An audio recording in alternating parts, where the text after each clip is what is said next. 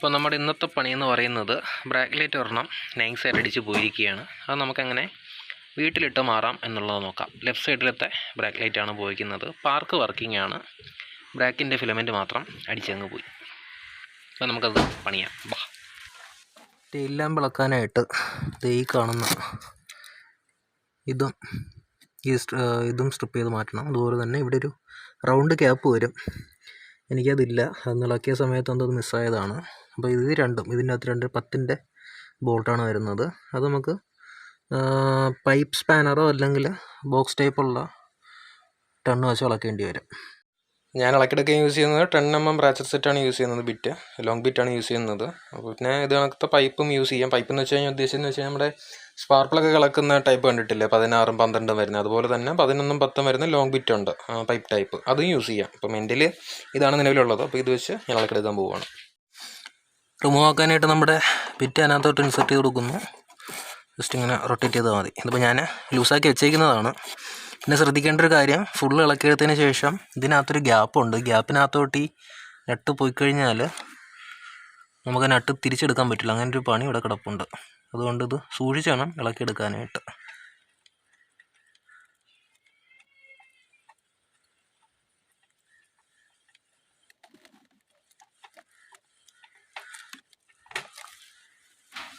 Okay, ഇനി അതുപോലെ തന്നെ നമുക്ക് മറ്റത് ഇളക്കിയെടുക്കാം.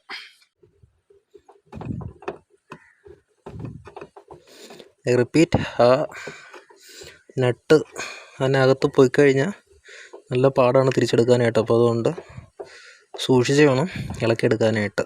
ഓക്കെ, ഇല്ലയെന്നുണ്ടെങ്കിൽ അത് പണിയാവും. അകത്ത് പോയി കഴിഞ്ഞാൽ പിന്നെ കിട്ടൂല. അത് 2 ഫ്രെയിം ചേർന്ന് വരുന്ന ഭാഗമാണ്.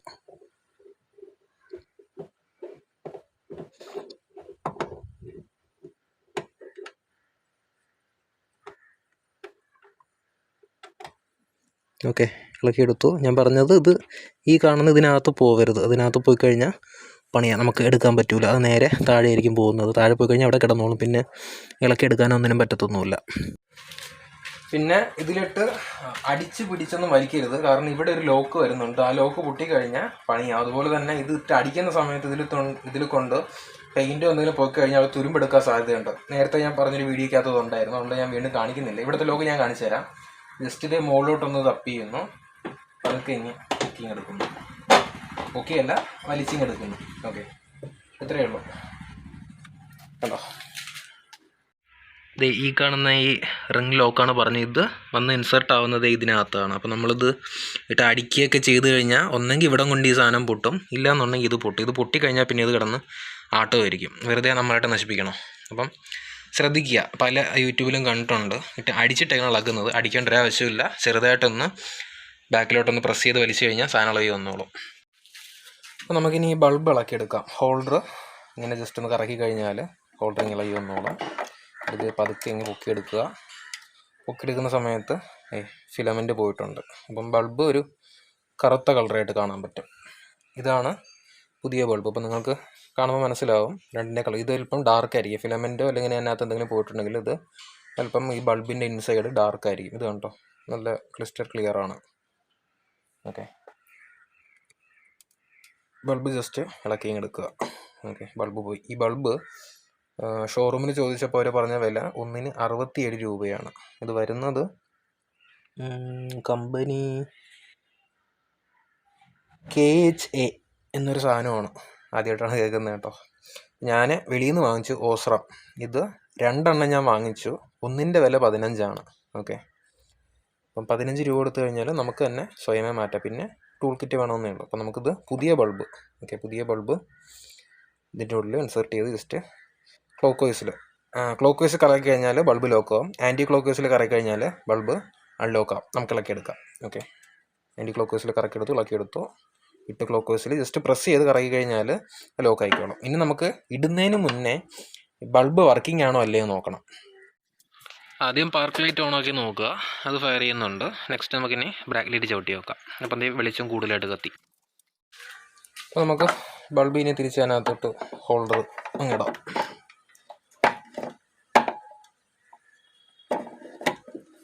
ഓക്കെ, ഹോൾഡർ ഇട്ടു.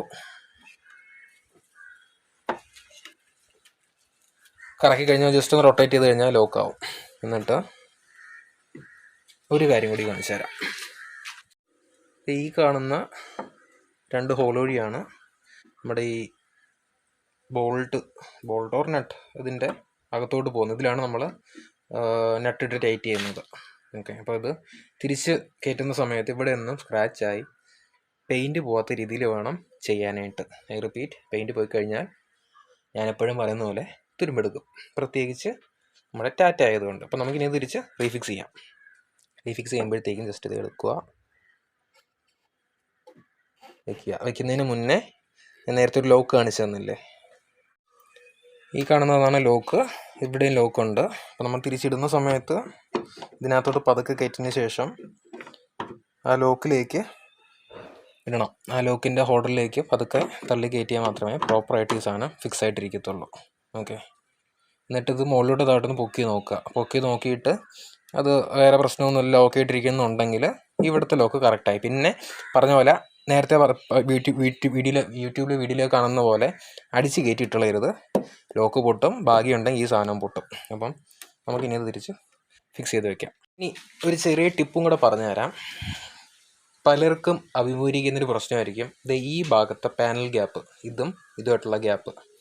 അപ്പം ഈ സാധനം തിരിച്ചിളക്കി തിരിച്ച് റീഫിക്സ് ചെയ്യുന്ന സമയത്ത് നോക്കി കണ്ട് മെസ്സില്ല എന്നുണ്ടെങ്കിൽ രണ്ട് പാനൽ ഗ്യാപ്പായി പോകും. പല ആൾക്കാരുടെ വണ്ടിയിൽ ചിലപ്പോൾ രണ്ട് പല്ലുകളുടെ ഗ്യാപ്പായിരിക്കും വരുന്നത്. അപ്പോൾ അത് നമുക്ക് തന്നെ സ്വയമേ റീസോൾവ് ചെയ്ത് തിരിച്ച് വെക്കുന്ന സമയത്ത് ജസ്റ്റ് ഒന്ന് പുഷ് ചെയ്ത് ഒരു മനസ്സിന് പറ്റുന്നൊരു ഗ്യാപ്പിന് വെക്കുക. അല്ലെങ്കിൽ അപ്പുറ സൈഡ് എങ്ങനെയാണോ അതേ കണക്ക് വെച്ചതിന് ശേഷം കൈ കൊണ്ട് സപ്പോർട്ട് ചെയ്ത് പിടിച്ചതിന് ശേഷം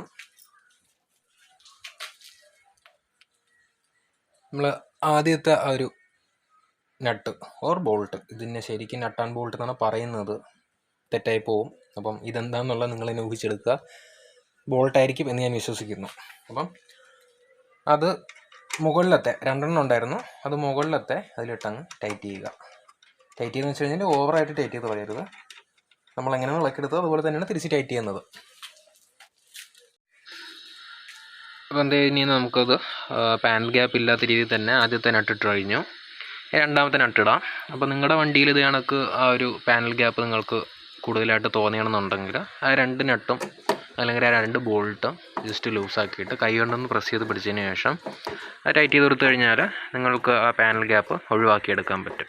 ഇല്ലെങ്കിൽ സർവീസ് സെൻറ്ററിൽ കൊടുത്തു കഴിഞ്ഞാൽ നിങ്ങൾക്ക് ഡൗട്ട് ഉണ്ടെങ്കിൽ നിങ്ങളുടെ 2 സ്ഥലത്തും 2 രീതിയിലാണ് ഗ്യാപ്പ് ഇടുന്നുണ്ടെങ്കിൽ 2 ടൈൽ ലാമ്പിൻ്റെ ഭാഗം മോൾ ഭാഗം 2 രീതിയിലുള്ള ഗ്യാപ്പ് എന്നുണ്ടെങ്കിൽ സർവീസ് സെൻറ്ററിൽ പറഞ്ഞു കഴിഞ്ഞാൽ അതൊരു റിസോൾവ് ചെയ്ത് തരും.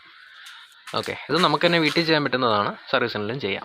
ഇപ്പോൾ ടെയിൽ ലാമ്പിൻ്റെ ബ്രാക്ക് ലൈറ്റ് ബൾബ് നമ്മളത് മാറ്റി കഴിഞ്ഞു പോയത്. അപ്പോൾ നമുക്കിനി അത് വർക്കിംഗ് ആണോ ചെക്ക് ചെയ്ത് നോക്കാം. ആദ്യം നമുക്ക് ബ്രാക്ക് ലൈറ്റ് ഒന്ന് ചവിട്ടി നോക്കാം. അതിനുശേഷം നമുക്ക് പാർക്ക് ലൈറ്റ് ഒന്ന് ഓണാക്കി നോക്കാം. അപ്പം വർക്കെല്ലാം കറക്റ്റാണ്, കത്തുന്നുണ്ടായിരുന്നു. അപ്പോൾ ഇത്രയുള്ള ഇന്നത്തെ വീഡിയോ കുറച്ച് പേർക്ക് ഉപകാരപ്രദമാണെന്ന് വിശ്വസിക്കുന്നു. സൈനിങ് ഫാഗർ ഷോക്ക്.